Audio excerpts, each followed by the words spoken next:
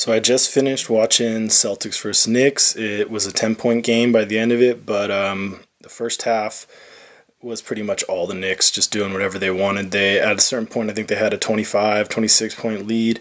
Celtics were able to bring it back because they started hitting threes near the end of the game. But before that, they kind of just looked lost and without a true direction.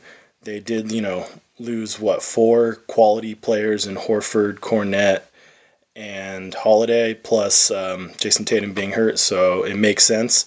Some big reasons why they lost: free throw disparity right here. You can see 25 versus 15 attempts. That's mainly due to Brunson and Towns just being total hounds and driving to the basket like maniacs.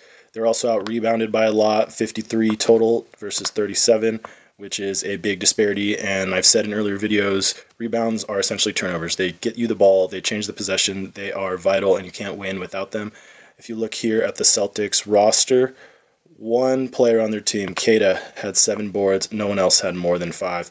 Now we go looking over at the Knicks. We got 6 for Bridges, 13 for Towns, 14 rebounds for Josh Hart, a guard. Love that hustle in him. So I'm going to go down the list of the Knicks players that I thought did well. OG was looking good defensively. He twisted his ankle, so hopefully that's not that too serious. He had to leave in the fourth. Bridges had a great game, 50% from 3, 15 or 12 points right here, 6 rebounds, 2 steals, 1 block. Love Bridges' game. Towns had another really good game, 26 points, 13 rebounds, 4 for 6 from deep. A solid game. He was getting to the line a lot, had 12 free throws, which was, I believe, the most for either team. Yep, definitely the most for either team. So he was the one who kept that nice cushion while the Celtics were starting hitting threes near the end of the game. Brunson also had a hell of a game, 31 points, 5 assists, 3 for 7 from deep, 8 for 9 from the line. Just a classic Brunson game. Dude just looks so under control. That's the thing I love about Brunson, how solid, how sturdy he is, how he never looks reckless, in my opinion, and just a really good game. Deuce McBride, quality. He started this game, but eventually he'll move to the bench, I think, once Mitchell Robinson's back, so he's a great person to have on your team. Josh Hart, 14 rebounds. Dude's just a dog. Yalusebe, Clarkson, and Kolek were their other big bench performers who all played really good, in my opinion. So now I'm going to talk about the Celtics.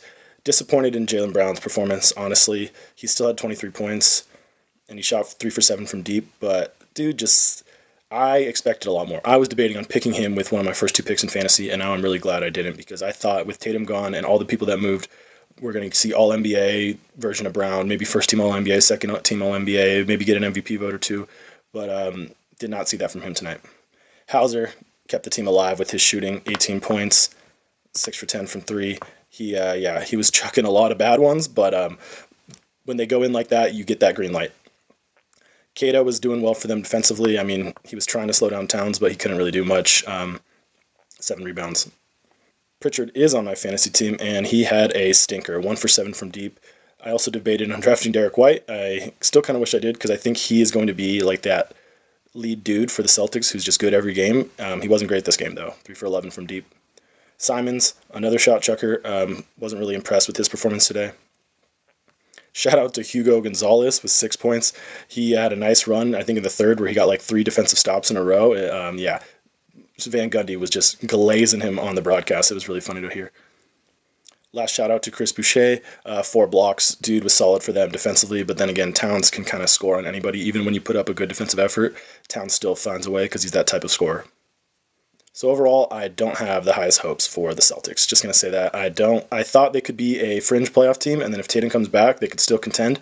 But looking at this squad today did not impress me, and they got to really improve. I don't see them making a run without picking up another piece. So this sequence coming up was my favorite highlight of the entire game. Ball's getting slapped around by both teams. Smart gets a steal, kicks it to the open man ahead, who sees his big man running, and Rui slams it home. It was just a great play and the best highlight of the night. It showed a bunch of players who were playing hard, playing with 100% effort. There was a little bit of sloppiness, I'll admit, but it wasn't enough slop to be cringe. And then the thing that topped it all off was the great dynamite finish. Every good highlight needs an erupting finish just like this. So this game can pretty much be summed up as the Luka Doncic game. He went off, just did great. 49 points. Should have had 50, but he missed that free throw at the end. That was pretty funny. Reeves is playing great. You could tell how much he was hustling out there. Ayton looked good. Rui looked good. The whole team looked solid. So maybe they can win some games even without LeBron.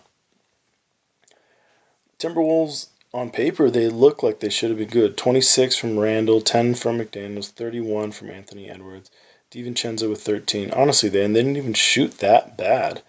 3 for 7, 3 for 6 from 3, 4 for 8 from 3. I guess McDaniels went 0 for 4, and Naz Reid didn't do too good either, 1 for 4.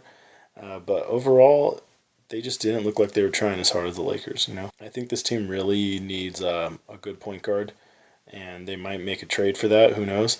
Because Mike Conley is washed pretty much, and Rob Dillingham played 1 minute and got injured.